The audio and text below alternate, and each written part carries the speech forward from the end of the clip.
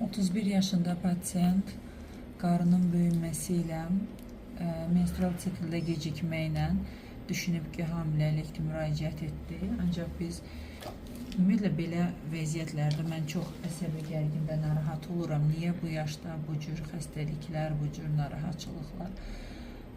Ginekoloji ultrasəs müayinəsi zamanı qarında çoxlu miqdarda sərbəst maye müşahidə etdim və bu problemin ginekologiyaya aid olmadığını araşdırmağa başladım. Nəyə aiddir bu? Və qaraciyərlə bağlı problem ortaya çıxdı.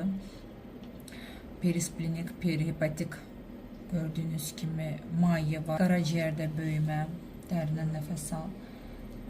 Burada öd kisəsində də çox sayılı mikrolitlərdir, sərbəst öd qeyd olunmur. Bunlar artıq ikinci dərəcə məni narahat etdi. Çünki portal vendə genişlənmədir, dalaq venasında genişlənmə, dalaqda splenomeqali, hepatosplenomeqali, hepatit B var imiş xanımda, sadəcə üstünə düşməyib, biraz ciddiliyinə diqqət etməyib. Vəziyyət bu.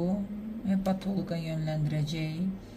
İnşallah tez bir zamanda hər şeyin yaxşı olacağını ümid edirəm.